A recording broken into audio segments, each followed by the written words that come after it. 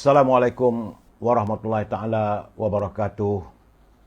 Salam bahagia, salam pencerahan untuk teman-teman yang berkesempatan bersama dengan saya malam ini. Apa khabar Saudara Zizi Muhammad, Chef Haji Saleh Yaumun. Begitu juga Saudara Mustafa Ilyas, Saudara Syah Ibrahim. Terima kasih sahabat malam menemani saya. Roncu, Yaumun, Madam K, Saudara Kamarul Azhari, Waalaikumsalam. Saudara Muhammad Hashim Muhammad Din, salam dari Kemayan. Saudara Ilyas Muhammad, Saudara Nordin Din. Itu juga Saudara Azhari Tok Kaya, Muhammad Hamzah. Saudara Chef Haji Saleh, Muhammad Hamzah bin Abdil. Saudara sahabat Kamarul Negeri Sembilan, bersama dengan Rosli Misyah. Saudara Izzuddin dari Pulau Pinang. Saudara Anwar Mahmud. Saudara Hafiz Zara, Saudara Ahmad Muhammad Paridun Tukiman. Apa khabar saudara? Moga sihat. Puan Hamidah Kamat, salam madani katanya. Saudara Abu Nem, saudara Syahari Mak Saleh. Salam dari Ipoh katanya. Saudara Mak Yusuf Ishak dari Bandar Baru Kedah. Puan Rosini Kuringot, apa khabar orang Sarawak? Saudara Fazli Yub. Begitu juga saudara DZ Ketari. Saudara Rosmini dari Pontian Johor. Saudara Yan Iskandar, Muhammad Hashim Muhammad Din.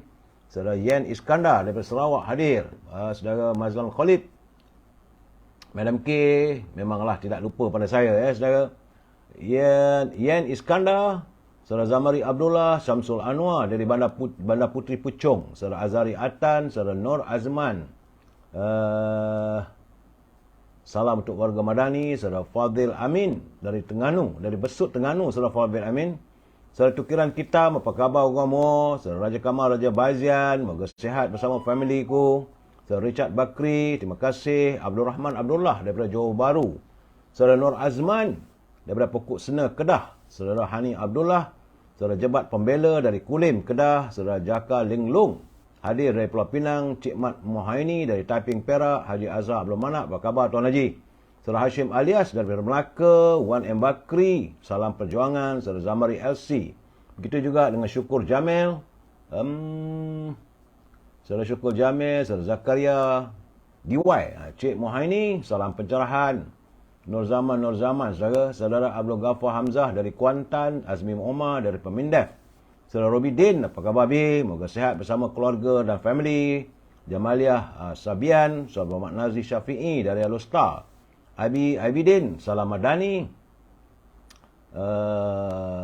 Daripada Johor Baru, saudara. Saudara Yan Iskandar. Terima kasih. Saudara Puan Siti Rafi'ah dari Teluk Intan, Perak. Saudara Arish K. Saudara Lim Buncang, apa khabar Lim? Itu juga Yang Maya K. Puan Syarifah Hafifah, Cik Norlia, Saudara Rahman. Hidayah Mustafa, Saudara Hashim Alias. Semoga semua sihat. Din Ana, ya, Saudara Rubidin. Begitu juga Saudara Abdul Hamid dari Kuantan, Pahang, saudara. Saudara Nazri Abdullah, Waalaikumsalam, terima kasih.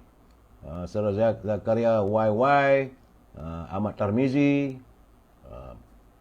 Ya, saudara Didi EM, saudara Jeffrey Din dari Teluk Intan, Perak. Saudara Muhammad Razi. Saudara Puan Umi Kalsum. Raja Rosli, Raja Sulu, apa khabar aku? Moga sihat. Saudara Ion Skyrock. Senyum selalu, happy-happy ya, Lim Bunciang. Begitu juga Saudara Abu Samah dari Bukit Puchong 2 hadir. Saudara Yusuf salam, terima kasih. Saudara Sobri Jaafar. Saudara Zufadli, salam dari Sandakan, Sabah. Begitu juga Mazlan Kolib, Puan Haslinda, Azizah Arzaina. Saudara Samsudin Saad, terima kasih. Saudara Samad Lon. Saudara Harun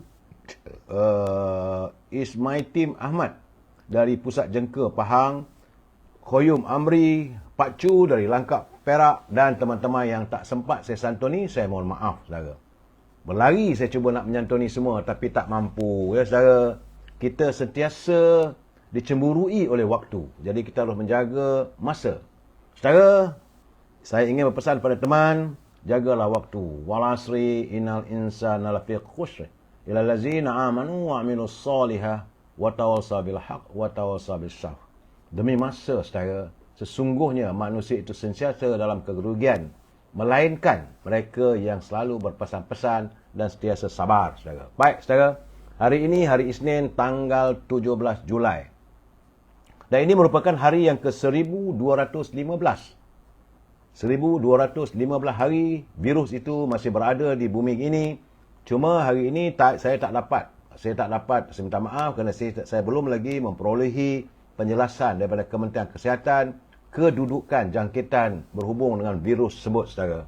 Saya nak cakap lebih pun tak boleh tadi. Tadi pun saya telah ditegur oleh salah satu daripada pengamal media yang lain. Saya tadi ditegur waktu saya pencerahan pukul 5 petang tadi, saudara. Adalah tersalah sebut, saudara. Kadang-kadang biasalah manusianya. Ya, saudara Mimah Eskichan, saudara Ukia Azizul, saudara Hasnah.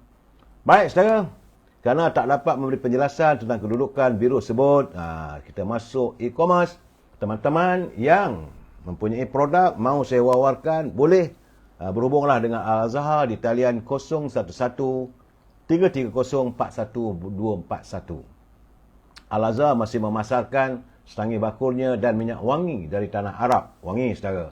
Dan ia dibuat berasaskan pada pati kayu gaharu, saudara. Andainya anda tak dapat menghubungi Al-Azhar, boleh hubungi Siti Farehah di talian 017-711-4300. Jangan lupa dendeng manis Siti Farehah dan simpulan kasih Cik Siti. Juga, saudara, yang teman-teman yang tinggal di Lembah Kelang, kalau nak memesan buah-buahan tersebut akan terus dihantar ke rumah anda. Harganya lebih murah dari pasar. Hubungi Syauqi di talian 012-357-5703. Banyak buah-buahan yang segar. Kiwi, ceri, anggur, apple dan sebagainya, saudara. Dan jangan lupa popiah sira Lady Maria. Ini makanan kegemaran saya. Sama-sama kita melabun. Makanlah popiah sira Lady Maria. Rangup, pedas dan manis, saudara. Hubungi saudara Nizam di talian 019-435-1203. Untuk teman-teman nak berniaga, Puan Roschun sedang mencari teman-teman untuk menjadi ejen syarikatnya. Boleh hubungi Puan Roschun di talian 012-257-5917, saudara. Baik, saudara, kita terima kasih kerana ada sedikit kesempatan dalam e-commerce. Kita terus masuk dalam segmen naluri kehidupan, saudara. Sesungguhnya, saudara, kebahagiaan ini apabila kita memiliki hati yang tenang dalam menghadapi apa jua ujian dalam kehidupan. Itulah yang paling penting, saudara. Kebahagiaan ini apabila kita memiliki hati yang tenang dalam saat kita menghadapi apa jua ujian dalam kehidupan. Jadi artinya, saudara, bahagia sebenarnya selaras dengan petunjuk Allah SWT dalam Al-Quran sebagaimana yang difirmankan oleh Allah. Bermaksud, mafhumnya, saudara, ketahuilah dengan mengingati Allah, hati akan menjadi tenang. Ingat tu, saudara. Ini surah Ar-Ra'd ayat yang ke-28. Ketahuilah, saudara, dengan mengingati Allah, hati akan menjadi tenang. Kerana baginda Rasulullah SAW turut bersabda bahawa sesungguhnya, saudara, dalam tubuh badan manusia itu ada seketul daging. Apabila ia baik, baik pula lah seluruh badan. Tetapi apabila ia rosak, maka rosaklah pula seluruh badan. Ingatlah, ia adalah hati. Ini hadis riwayat Al-Bukhari dan Muslim, saudara. Sesungguhnya, kaya hati membawa maksud hati yang tenang, hati yang lapang dan sentiasa berasa cukup dengan apa yang kita miliki. Dan kita bersyukur dengan apa yang ada. Kita sabar dengan apa yang tiada. Kerana itu, hati, saudara, perlu dibersihkan serta dipelihara kesihatannya supaya lahir sifat-sifat mahmudah seperti amanah, sabar, syukur, qanaah, redha, pemaaf dan dijaga daripada penyakit-penyakitnya seperti takabur, hasad, takut mati, bakhil dan sebagainya. Jadi kemuncak kebahagiaan adalah apabila hati seseorang mampu mendorongnya melakukan kebaikan dan menghindari kejahatan serta larangan yang ditentukan oleh Islam dengan mudah.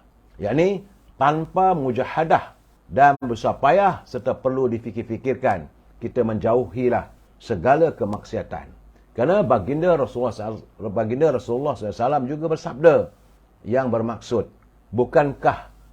bukanlah kekayaan itu dengan banyaknya harta benda, tetapi kekayaan itu sebenarnya ialah kaya hati.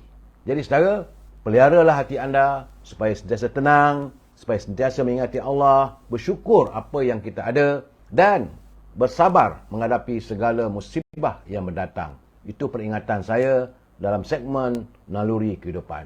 Ingat saudara, saya bukan ustaz, jauh sekali sebagai da'i. Bila saya membaca tulisan tersebut, bagi saya, kefahaman saya, tulisan tadi menceritakan tentang soal hati. Bicaranya, soalnya hati, saudara. Waksu, apa khabar Waksu? Begitu juga saudara Idun Sugih, saudara Otai, Shelaut, Juhasri, Awaluddin Aziz. Saudara Puan saudara Norit Zuan dari Kuantan, hadir dengan cuaca hujan lebat katanya. Saudara Azmi Omar, salam. Selamat datang ke grup kluster mahkamah katanya. Tapi tak nak tubuh grup WhatsApp ke? Ya, saudara Azmi Omar. Yon Skarop, terima kasih saudara Jaka Linglung. Esok ada lagi lah saudara. Begitu juga Puan Marabiah Abdullah, selamat malam. Saudara, kita santuni mutiara kata pula saudara. Kerana dalam mutiara kata ini saya terbaca satu tulisan yang agak menarik. Orang yang ikhlas dan pandai bersyukur akan selalu mendapat jalan keluar daripada setiap masalah. Orang yang ikhlas dan pandai bersyukur, mereka pasti akan selalu mendapat jalan keluar bila terjebak dalam sebarang masalah.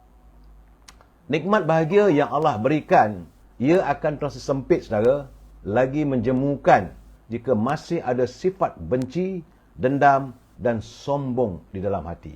Oleh itu saudara, kikiskanlah perasaan dendam, kita sombong, kita benci sama insan saudara. Ini yang paling penting dalam mutiara kata kita saudara. Terima kasih bagi teman yang menghantar kiriman pada saya untuk perkongsian kita. Kita santun pula pantun Pak Nazir. Apa pula kata Pak Nazir saya?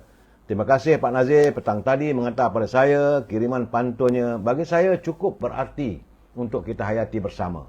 Kata Pak Nazir, Pak Salas pergi ke Mekah. Pergi ke Mekah ditemani rakan. Beriman ikhlas menghulur sedekah. Hidupnya barakah dijanjikan Allah. Itu peringatan Pak Nazir untuk dapat hidup yang barakah. Sentiasalah bersedekah kerana itulah yang dijanjikan oleh Allah, kata Pak Nazir. Tambahnya lagi saya, nangka sedap isinya, habis dimakan sebelah.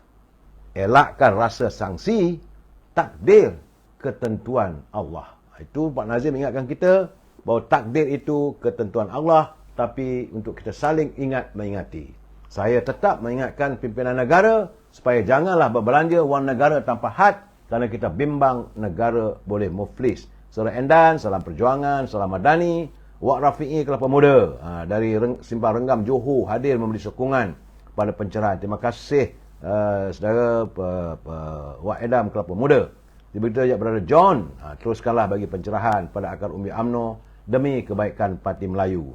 Puan Rubiah Husin, apa khabar Puan? Saudara Anida Shah, Puan Jamilah Sabiran, Sabiza, Saudara Muhammad Syahli, Saudara Juhasri, Ibrahim Cik Muda dan Haji Osman, saudara.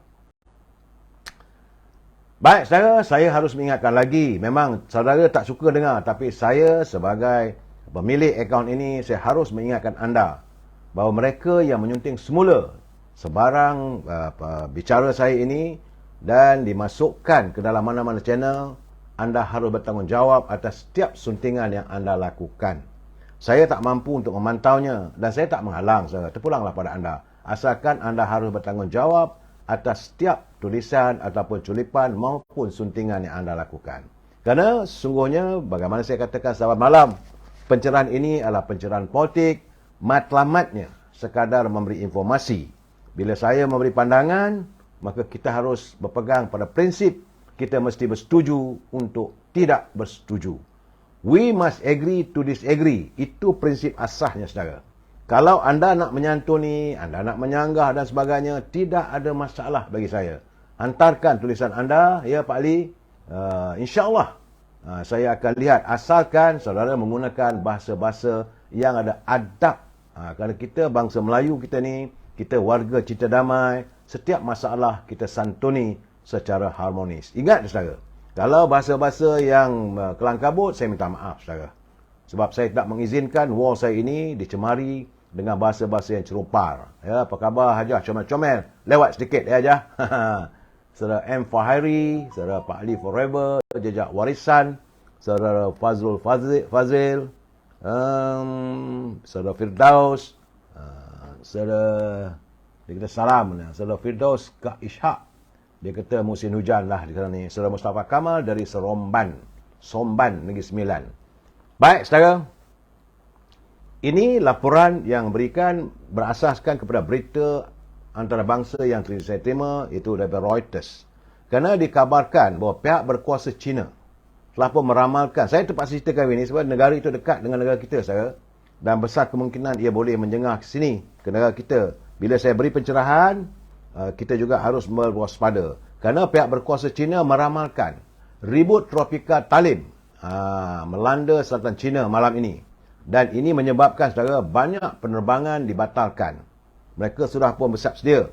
Selain itu, penduduk diminta untuk kekal di rumah. Pihak berkuasa tempatan juga mengarahkan semua kapal-kapal supaya berpatah balik daripada melalui kawasan perairan negara itu. Artinya, saudara, ini bukan main-main ni, ribut Talim. Pentadbiran Meteorologi China mengeluarkan amaran jingga untuk Talim, iaitu yang kedua tertinggi hari ini. Dengan kekuatan ribut itu dijangka meningkat kepada taufan pada masa ia mendarat di sepanjang pantai di selatan Guangdong dan Hainan. Dekatlah negara kita, saudara. Jadi menurut pihak berkuasa, Talim taufan keempat tahun ini. Tetapi yang pertama mendarat China berdasarkan maklumat Pusat Meteorologi. Talim yang terletak kira-kira 375 km di tenggara bandar Zhangjiang di wilayah Guangdong kini bergerak pada kelajuan 20 km sejam. Pusat Meteorologi juga meramalkan angin ribut berhampiran wilayah selatan dan hujan lebat luar biasa. Dengan hujannya ialah 250 hingga 280 mm di pantai barat daya Guangxi dan di utara Pulau Hainan. Jadi, saudara, media tempatan melaporkan lapangan terbang Zhuhai Jinwan di Guangdong pula membatalkan 43 penerbangan sama ada yang masuk dan 36 penerbangan yang keluar pada hari ini. Manakala lapangan terbang antarabangsa Milan di ibu kota Hainan, Haikou dan lapangan terbang Gyeonghai Bao membatalkan semua penerbangan. Ini laporan daripada Reuters, saudara. Jadi, taufan Talim telah pun melanda Dianbai di Guangdong, saudara. Sementara itu, lebih. Ini saya nak laporkan juga. Itu di China. Dekat dengan kita dah. Sebelum itu, di Amerika Syarikat, saudara. Lebih 1,500 penerbangan yang masuk dan keluar dari Amerika Syarikat dibatalkan setakat petang semalam berikutan ribut melanda timur laut negara itu. Saudara, demikian laporan media Xinhua. Ribut petir dan hujan lebat menyebabkan gangguan penerbangan besar-besaran di lapangan terbang utama di New York dan New Jersey.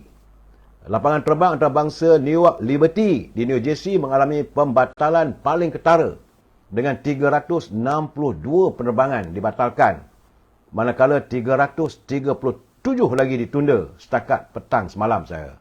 Di New York, lapangan terbang antarabangsa John F. Kennedy menyaksikan 318 penerbangan dibatalkan dan 426 penerbangan ditangguhkan.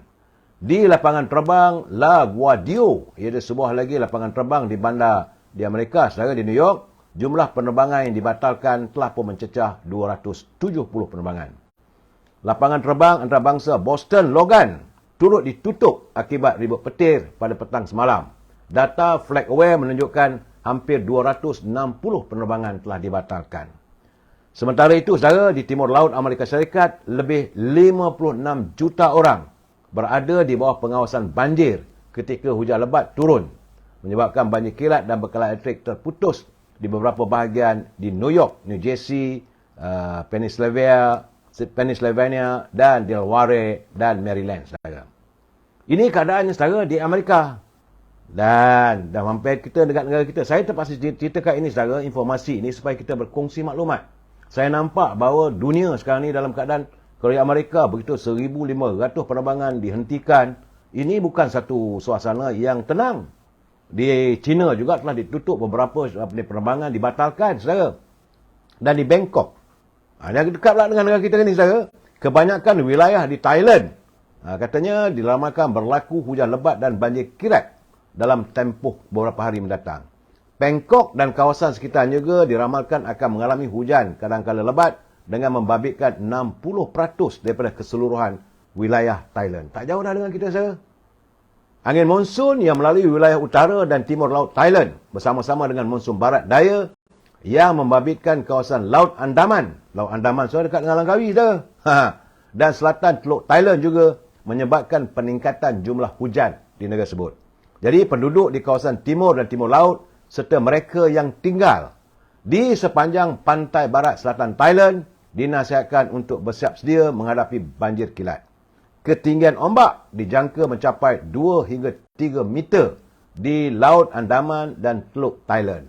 Jadi para pengusaha bot di Thailand yang berada di kawasan lebih rendah dinasihatkan untuk mengemudi bot mereka dengan berhati-hati dan menjauhkan diri daripada ribut, manakala mereka yang berada lebih jauh ke utara pula perlu tinggal di kawasan darat yang lebih tinggi. Jadi ketika saya kalau ikut geografinya China, Thailand dan negara kita tak mustahil benda itu boleh merangkap pada kita. Sebab ribut tropika Talim yang kini berada di bahagian utara Laut Cina Selatan dijangka sampai ke bahagian atas Vietnam pada hari Selasa dan bergerak ke barat Thailand membawa kategori hujan lebat hingga sangat lebat di 43 wilayah termasuk Bangkok dan kawasan sekitar. Dan dia akan terus-terus datang. Ya saudara, saya harap kita kalau boleh saudara berhati-hati dalam menghadapi bencana alam yang kita tak tahu. Kalau boleh duduk di rumah, berehat sama keluarga dan jangan sekali rasa nak pergi mandi pantai terutama di kawasan lautan Pasifik, Amerika, China dan di sini, saudara. Saudara, kenapa saudara Firdaus tak sempat saya baca pun. Tak apalah, saudara. Orang nak kata apa katalah, kita saya kata Selasa esok. Biarlah mereka nak bercakap apa pun katalah. Saya memberi penjelasan, dia tak mahu dengar, terpulang. Jika berlaku pada mereka musibah yang dialami, baru menyesal, saudara. Saudara, sebab itu saya dah bercakap. Saudara Mak Sepana, kita kata gunalah bahasa yang harmonis, jangan mencarut. Kalau anda rasa tak sesuai, saya tak marah, boleh berundurkan diri. Saya tak nak menghalau anda. Tapi datang ke rumah orang, kita ikutlah adab bicara orang. Saudara, anda nak marah, marahlah. Anda tak puas hati dengan saya, katalah, tak ada masalah. Jadi saudara Ion Skyrock, belum apa terjadi, nak jaga atau berhati-hati jalan raya, faham. Jadi dalam keadaan sekarang ni, saudara, saya tak nak ulas pun parti-parti lain, saudara. Cuma saya memberi penjelasan ini kerana sebagai peringatan. Tak lebih daripada itu, saudara. Kerana dalam keadaan sekarang ni, bila banjir berlaku di Thailand, ribut kencang, airport ditutup, ini bukan perkara yang kecil, saudara. Terpulanglah anda nak dengar tak dengar. Saya berdasarkan laporan daripada Reuters, daripada laporan Xinhua, daripada Jepun, di China dan sebagainya, saudara. Dan ini daripada bernama pula, saudara. Ini juga merunsingkan saya apabila perjanjian bijiran, iaitu gandum, segala bijiran keperluan manusia. Apabila di Moskow, perjanjian bijiran secara de facto telah ditamatkan dan digantung oleh Kremlin. Bagaimanapun, Rusia akan segera kembali kepada pelaksanaannya selepas bahagian syarat Rusia dipenuhi. Demikian laporan Sputnik yang memetik jurucakap Kremlin Dmitry Peskov pada hari ini, saudara. Perjanjian Laut Hitam secara de facto telah digantung hari ini.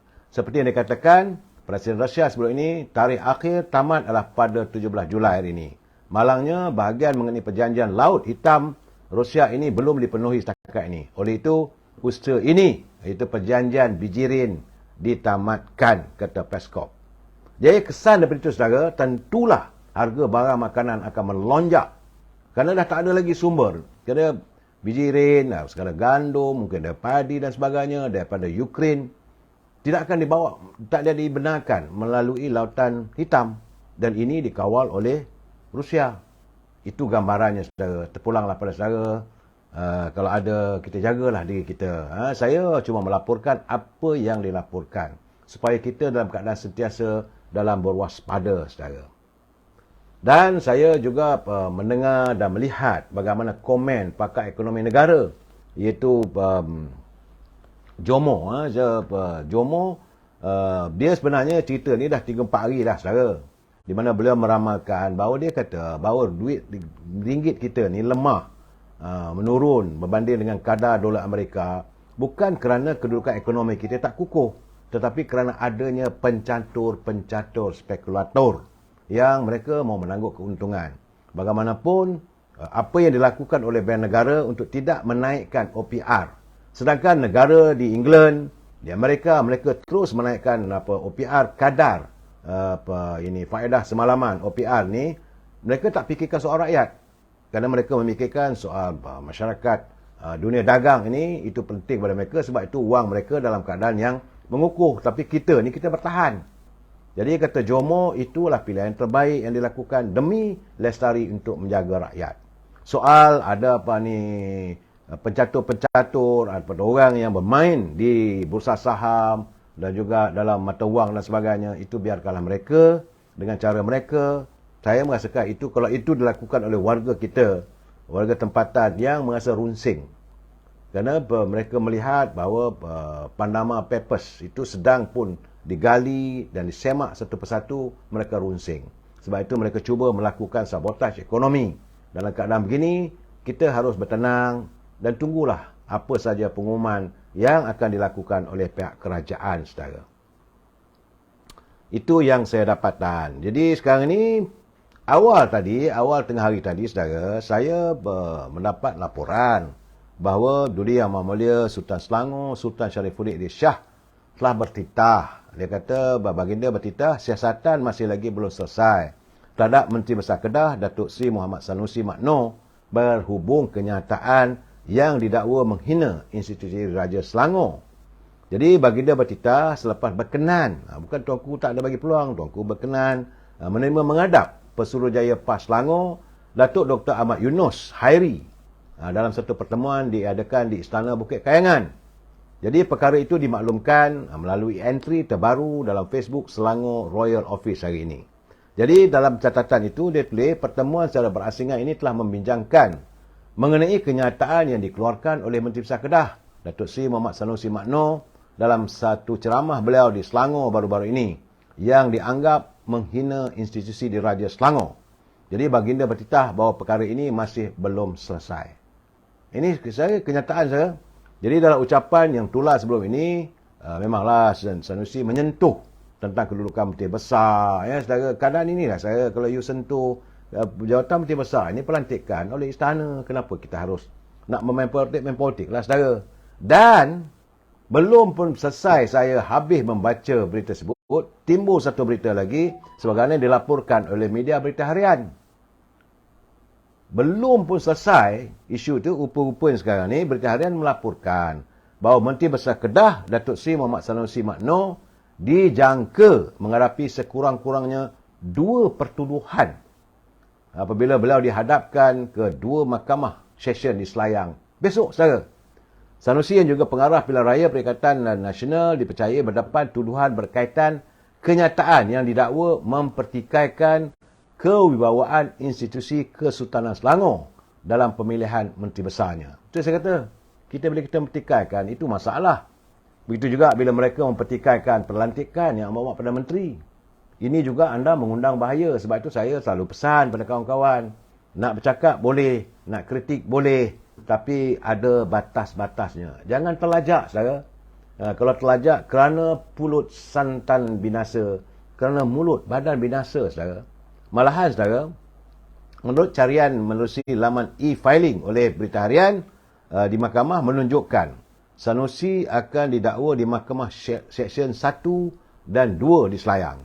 Pendakwaan terhadap Sanusi akan dibuat secara berasingan di hadapan Hakim Nur Rajiah Mat Zain dan Hakim Osman Effendi Muhammad Saleh. Beliau dijangka akan menghadapi pertuduhan mengikut kanun keseksaan, Akta Hasutan serta Akta Komunikasi dan Multimedia 1998. Jadi reti saya 2 pertuduhan dan 2 pembicaraan. Bukan satu pembicaraan, saudara. 2 di 2 mahkamah. Jadi ini semua berdasarkan ucapannya sewaktu beliau menghadiri mesyuarat, menghadiri ceramah di Selayang pada 11 Julai. Jadi pembimbing itu dikatakan menyentuh isu perkenan tuanku dalam hal berkaitan pelantikan Menteri Besar. Ucapan itu semua orang dah tahu, semua dah tular dalam cakap. Jadi sekurang-kurangnya dikabarkan terdapat 57 laporan polis dibuat oleh beberapa pihak terhadap susulan ucapannya. Dan ini menyebabkan Datuk Sanusi disiasat berhubung ucapan yang menyentuh isu 3R, iaitu kaum, agama dan raja. Sementara itu, menurut Ketua Polis Negara Tan Sri Razarudin Husin, beliau berkata bahawa siasatan terhadap Menteri Besar Kedah itu tidak dihentikan. Walaupun dia sudah mengumumkan permohonan maaf kepada Sultan Selangor. Dan Menteri Jabatan Perdana Menteri, Datuk Seri Azalina Osman pula, beliau menegaskan bahawa permohonan maaf bukanlah satu pembelaan dari segi undang-undang.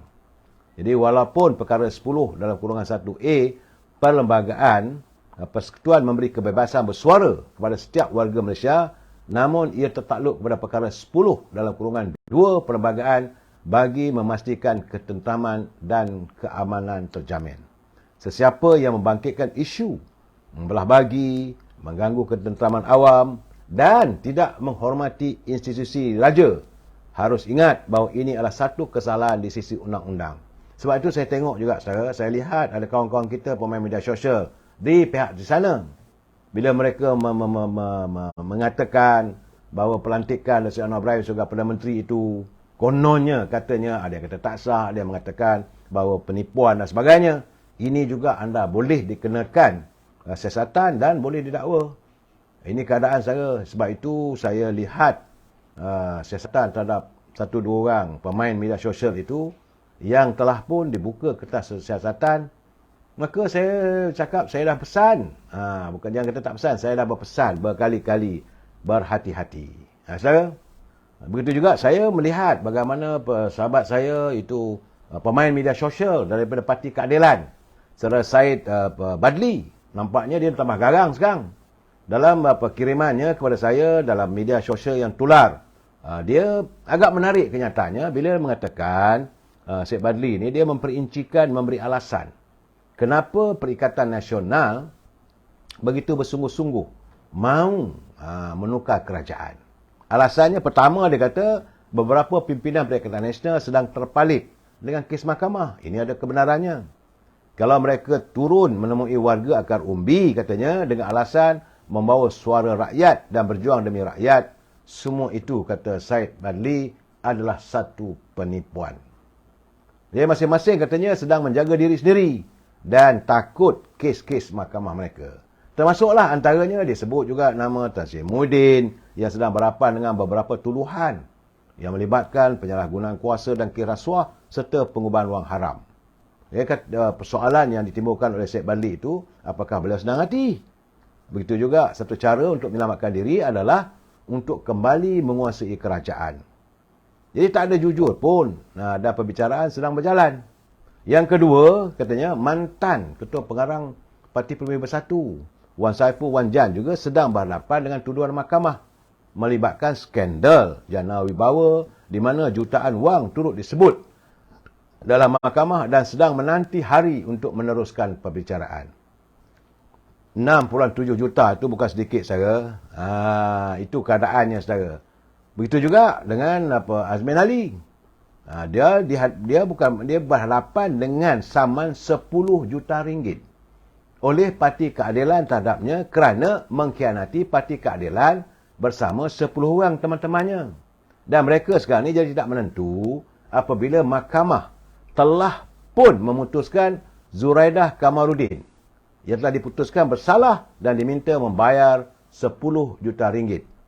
Jadi orang dia kata, orang macam Mansur Osman, Hasnul bekas Timbalan Speaker, Datuk Kamruddin Jaafar, Azmin Ali, Saifuddin Abdullah bekas mantan Menteri Luar dan 2-3 orang lagi katanya, mereka semua sedang berada dalam satu pakatan, iaitu Perikatan Nasional, dan mahukan agar kerajaan segera supaya kerajaan hari ini kalau boleh diketepikan. Saya tak kata kerajaan, saya kata pimpinan.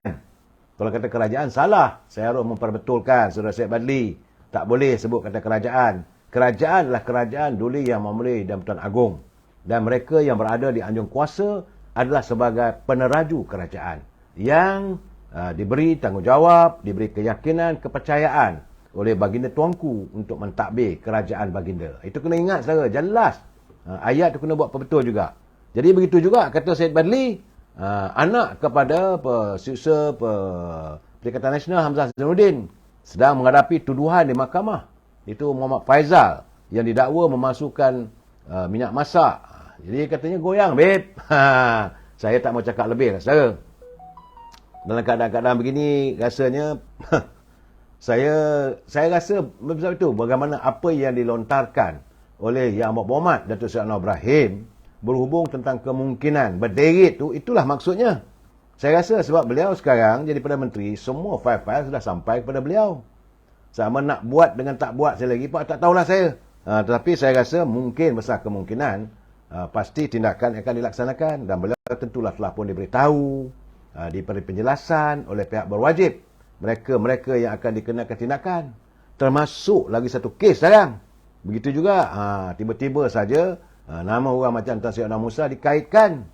Dia tak tuduh Tan Sri Anwar Musa, tapi dikaitkan apabila seorang lelaki yang dituduh mau memberi suapan sejumlah 500,000 setiap tahun selama 15 tahun. Berhubung pengambil alihan konsesi Menara Kuala Lumpur. Sekarang ini keadaannya. Jadi keterdesakan pemimpin-pemimpin ini diterjemahkan dengan tindak tanduk mereka menyerang kepimpinan negara saat ini. Demi, menurut saudara Syed Badli, semua itu adalah kerana mereka mahu segera merubah kepimpinan supaya dapatlah menyelamatkan diri. Saya kata tak boleh, kalau fail dah buka, susah. Kalau dah dibuka fail tu, takkan boleh pula nak buat zaman dulu-dulu, zaman sebelum ini. Dulu tu boleh saudara. Itu keadaannya saya jelaskan saya. Dan saya juga terkejut apabila saya melihat dalam satu ceramah yang disampaikan oleh Dr. Lokman Adam. Beliau juga menjelaskan bahawa adanya pimpinan daripada PAS yang sedang disiasat oleh SPRM. Khususnya dia kata macam di Terengganu. Pimpinan PAS berhubung dengan penyalahgunaan kuasa yang menyentuh soal pemberian tanah. Ini bukan main-main saya. Berat ni kes ni. Dan kerana itu adalah katanya SPRM telah pun katanya menyita kereta-kereta mewah macam Velfire, Mini Cooper dan sebagainya. Dan semua ini bukan sesuatu benda yang mudah untuk mereka melepaskan diri. Kerana bukti jelas. Macam mana saya katakan, menurut kenyataan daripada Ketua Perhubungan UMNO Terengganu, Datuk Mat Said, itu bukan satu kes yang paling kecil saudara. Bahawa itu dilihat bahawa satu khianat pada rakyat. Tanah yang sepatutnya dibangunkan untuk kepentingan rakyat telah diberi pada pihak-pihak tertentu. Sedangkan rakyat nak dapat tanah untuk kawasan pertanian, dikenakan bayaran yang begitu tinggi, jauh lebih tinggi daripada yang ditawarkan tanah yang ada di Bandar Kuala Terengganu. Itu keadaan saudara bukan main-main. Bukan kaling-kaling saudara. Isu penyelewengan tanah di Terengganu didedahkan. Datuk Lokman juga mendedahkan. Jadi saya rasa saya melihat bahawa dalam keadaan sekarang, apa yang dilontarkan oleh Syed Badli dari Parti Keadilan itu, saya kata banyak fakta-fakta yang agak merunsingkan fikiran saya sebenarnya saya. Sebab keadaan ini menambahkan lagi malunya kita, warga bangsa kita yang lepas seorang-seorang kena siasat dan sebagainya. Dan hari ini saudara, saya melihat bagaimana akhirnya setelah begitu lama mendiamkan diri, saya melihat sikap berlapang dada Datuk Seri Zahid Hamidi selaku Presiden UMNO nampak agaknya dah kincup semula. Tak ada lapang dada. Selalu saya katakan Presiden UMNO ni dadanya tambah 3 ekar di sini, 3 ekar sini, lapang dada saja. Tapi sekarang nampak gayanya dia dah tidak mampu lagi untuk menyimpan, menahan amarahnya. Apabila ada wartawan bertanya dengan beliau tentang kenyataan-kenyataan yang dilemparkan oleh mantan Setiausaha Agung UMNO, Tan Sri Anwar Musa. Jadi apabila ditanya oleh seorang wartawan tentang kenyataan beliau, kononnya semasa menjadi Setiausaha Agung UMNO, persoalan Dr. Mahathir dan Muhyiddin mahu menghantamkan UMNO, mantan Setiausaha Agung kata tak ada. Tapi Datuk Syed terus, dia tak boleh tahan lah. Bila itu dinafikan, dia tidak mampu menahan sabarnya. Dia kata, kamu tak tahu.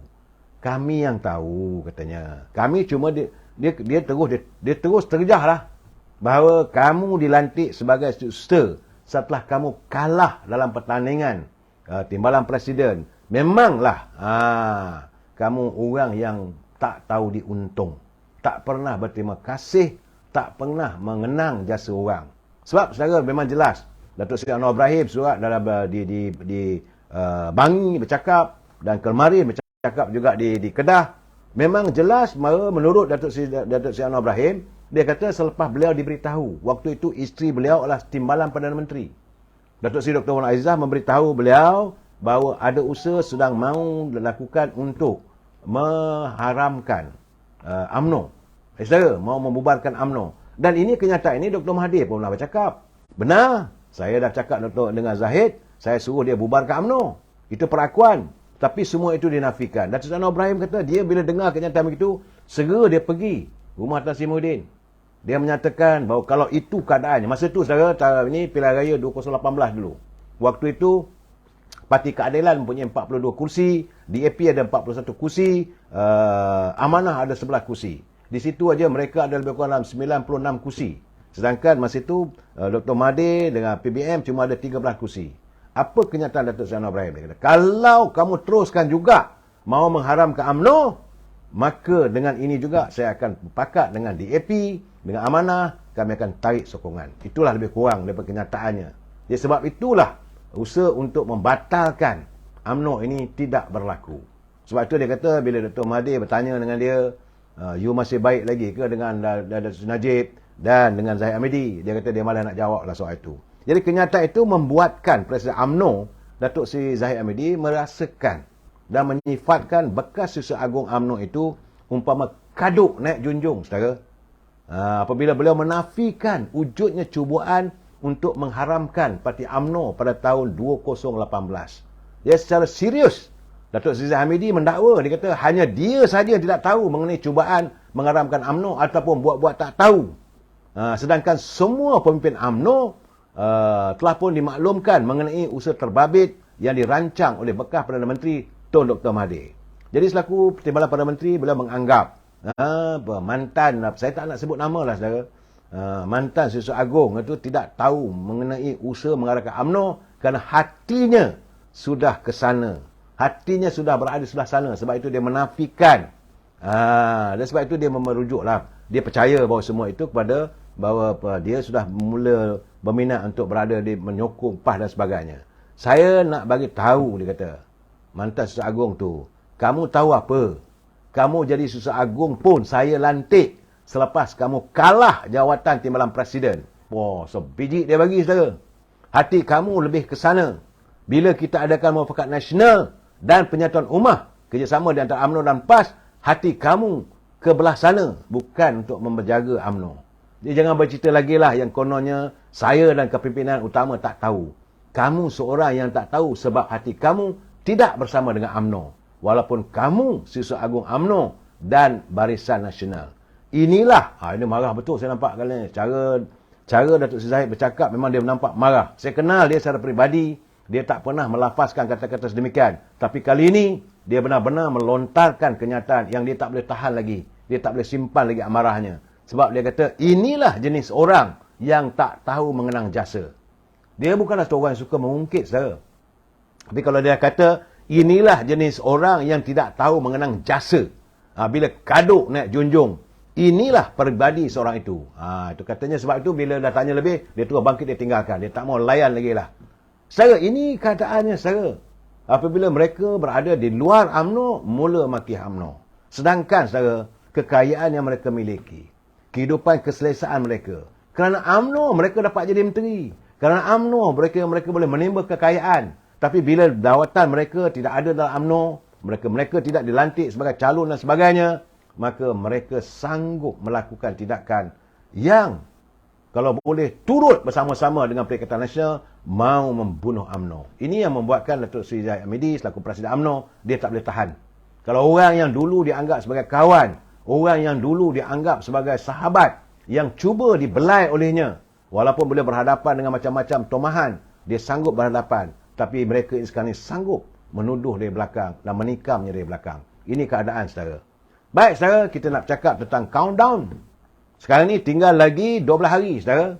Hari penamaan calon Dan tinggal 26 hari aja lagi, saudara, pilihan raya 6 buah negeri.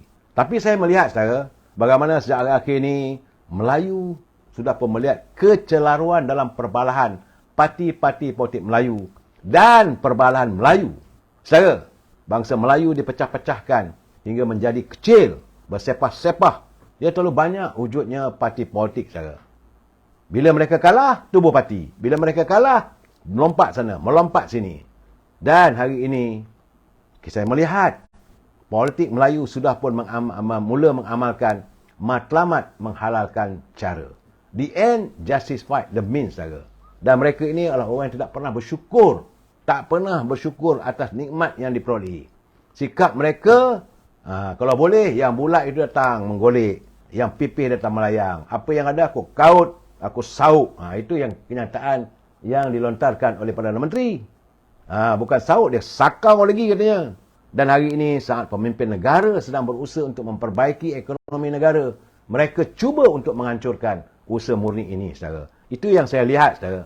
Jadi, sebagaimana yang saya janji pada anda, saya melihat juga bahawa kenyataan Ketua UMNO Bagan Shah Alam, Datuk Azhari Syari, beliau yakin bahawa semua kerusi Dewan Undangan Negeri yang bakal dipertandingkan oleh UMNO, beliau cakap di BPM UMNO lah, saudara, di Selangor, insya-Allah dapat menangi kesemuanya. Dan dengan kemenangan tersebut, katanya, sedikit sebanyak bolehlah membantu Pakatan Harapan mengekalkan kerajaan dan seterusnya sebagai tanda arus menjelang pilihan raya umum yang ke-16 nanti.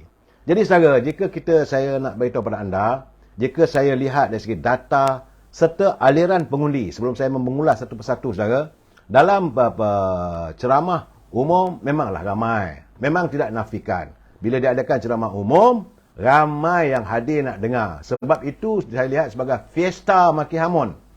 Orang memang suka dengar maki hamun. Bagaimana pimpinan daripada Perikatan Nasional memberlasah, tonjal Perdana Menteri, tonjal Presiden UMNO. Orang dengar lah. Tapi apakah mereka percaya, saya?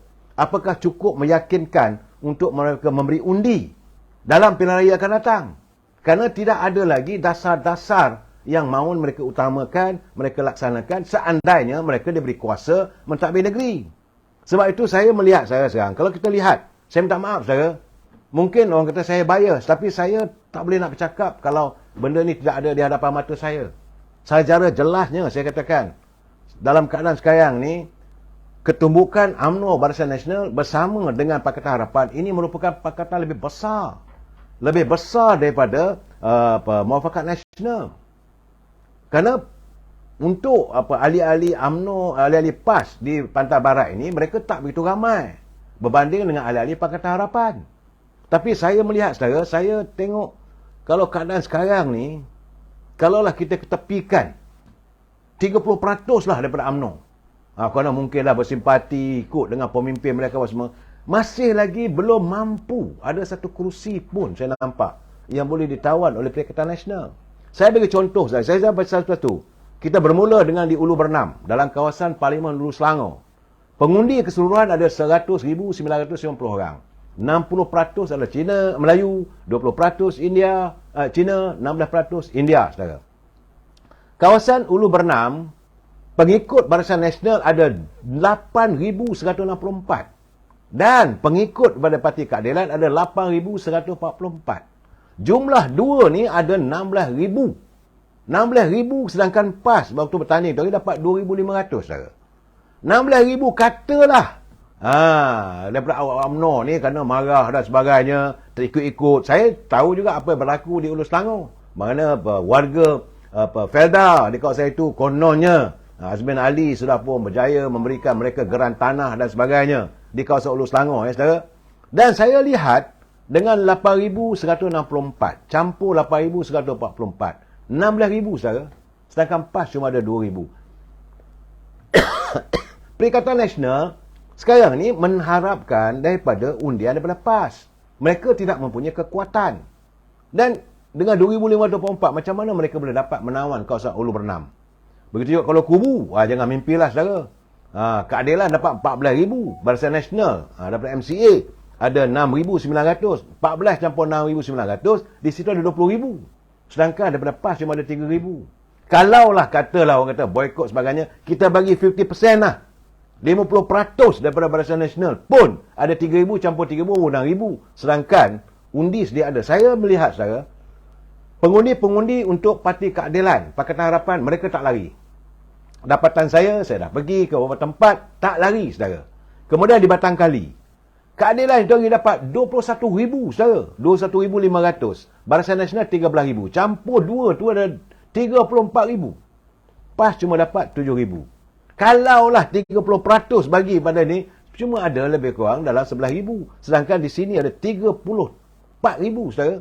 Di Tanjung Karang, ini orang kata hebat lah.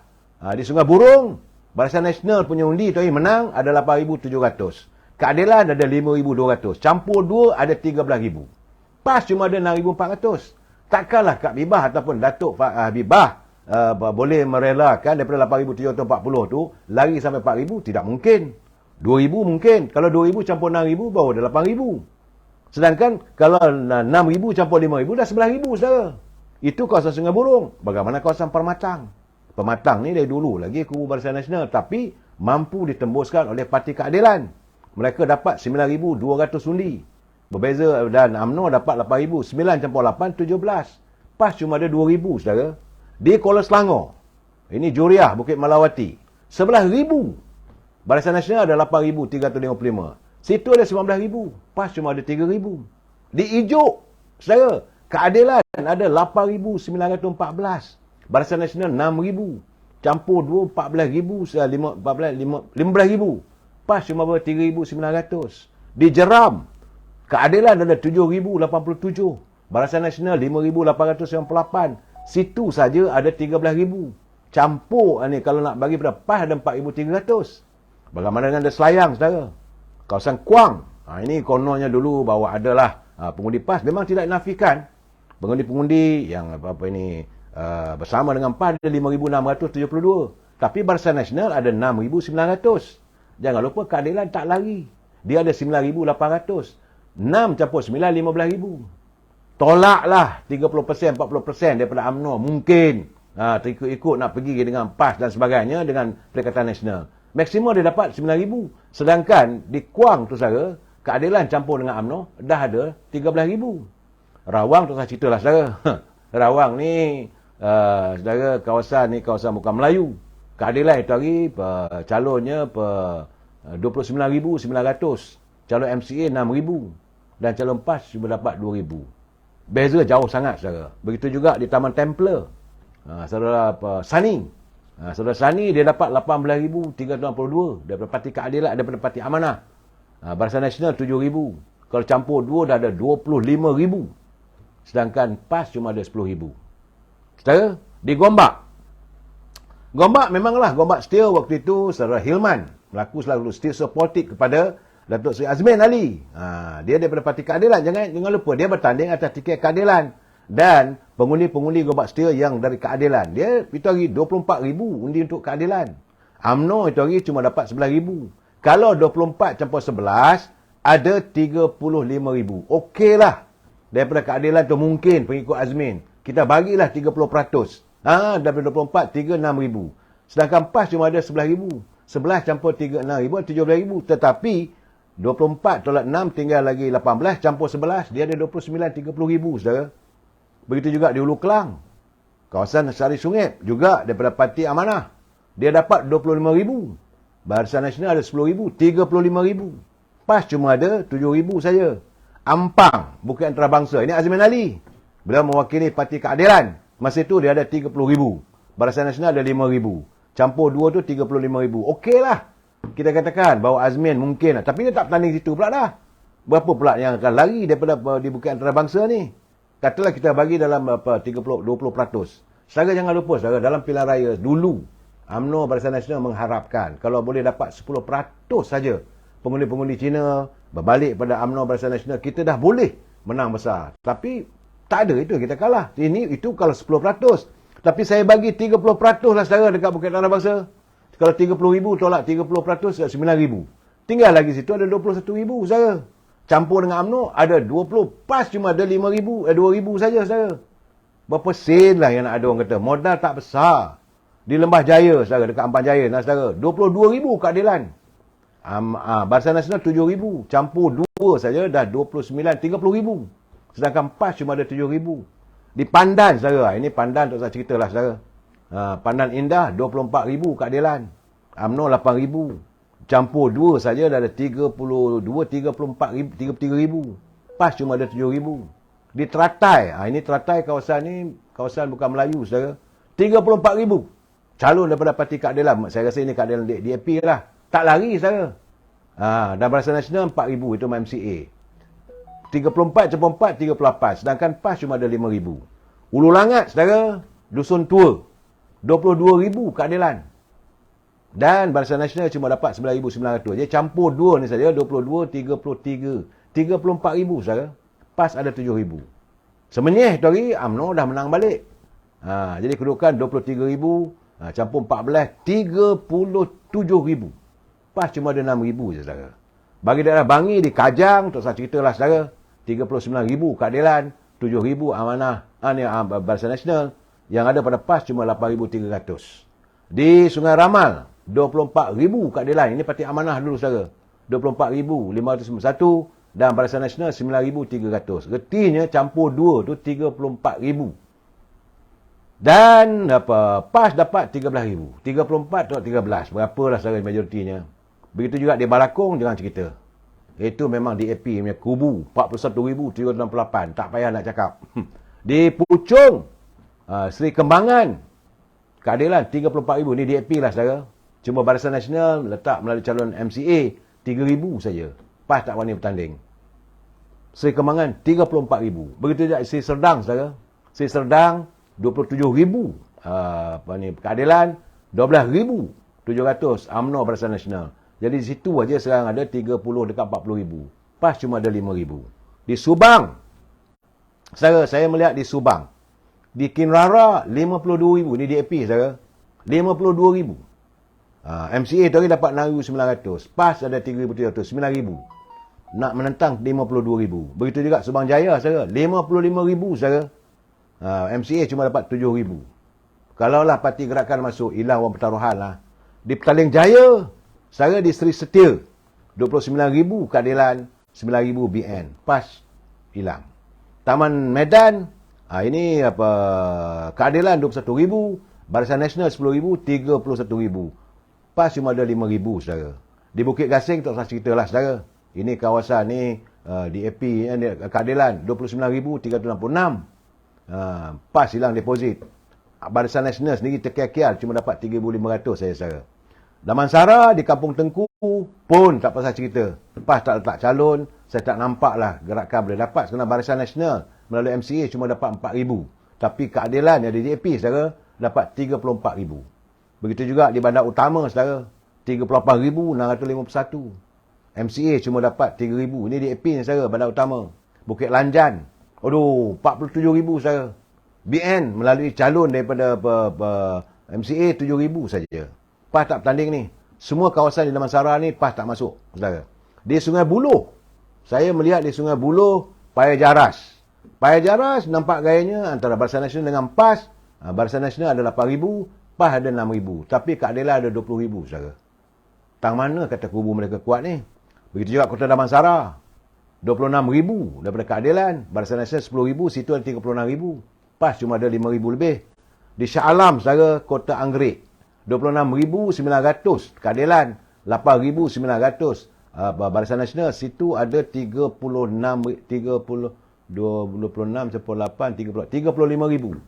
PAS ada 9,000. Batu Tiga, 27,000 keadilan, 12,000 UMNO Barisan Nasional. Situ ada 39,000 dan PAS cuma ada 7,000. Di Kapar, saudara, Meru 17,000, Barisan Nasional 8,000, PAS 7,000 saja. Sementara 17,000 keadilan, 12,000 Barisan Nasional, PAS cuma ada 7,600. Di Selat Kelang, 12,000. Selat Kelang agak menarik, saudara, sebab Barisan Nasional 9,900 tapi PAS ada 11,000. Cuma keadilan ada 12,000, saudara. 12,000 campur 9, 21,000 menentang 11,000, saudara. Di Kelang, Bandar Kelang, tak usah cerita. 44,000 DAP ni, saudara. Barisan Nasional itu hari MCA dapat 5,000 saja. Pelabuhan Kelang 15,000 keadilan, 9,000 Barisan Nasional. PAS cuma ada 2,000. Di Pandamaran, 41,000 saudara, keadilan, 5,000 BN. PAS cuma ada 1,400, hilang di peruang deposit. Begitu juga di Kota Raja, di Sentosa, 38,000. PAS cuma ada 1,700. UMNO Barisan Nasional, 4,000. Ada 42,000, macam mana lah 1,000 lebih nak lawan. Begitu juga di Sungai Kandis. Sungai Kandis dari even UMNO tanding kali kedua Datuk Lokman pun kalah. Sungai Kandis keadilan 23,000, Barisan Nasional 11,000, PAS cuma ada 7,000. Di Kota Kemuning 28,000 keadilan, BN 4,600, PAS ada 6,000. Di Kuala Langat saudara, di Sijangkang. Sijangkang agak menarik, tapi sama-sama kuat ni.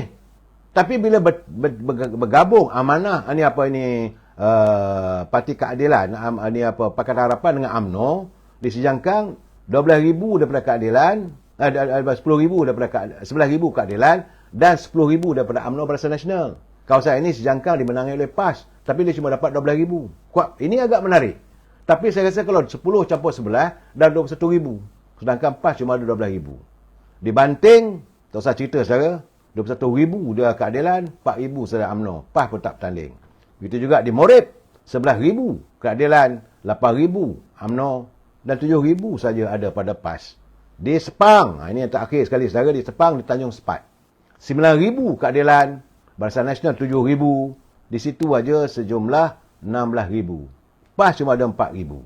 Di Dengkil 21,000, keadilan 4,000, UMNO 21 campur 14, ada 36,000.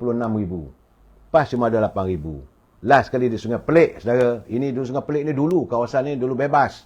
Cikgu Jabar zaman saya dulu, saudara. Keadilan dapat 13,000. Dan Barisan Nasional 6,000. Campur 2, 19,000. PAS cuma dapat 5,000 saja. Jadi saudara, ketumbukan begitu. Sekarang susah. Benar, apa yang sekarang ni, bila berkempen, orang ramai datang, memang suka dengar. Tapi saya rasa sukar. Ini belum lagi kenyataan-kenyataan bila saya berbual dengan penjual sayur dekat pasar, penjual kedai. Bagi mereka di Selangor ni memang kubu lah, work home lah Pakatan Harapan. Dan bila ada sekali dengan UMNO Barisan Nasional, bertambah kukuh lagi. Ya, insyaAllah saudara, saya rasa besok saya nak menceritakan apa yang berlaku di Kelantan. Jumpa lagi besok. Wabillahi taufiq wal hidayah. Assalamualaikum warahmatullahi taala wabarakatuh. Selamat malam. Terima kasih.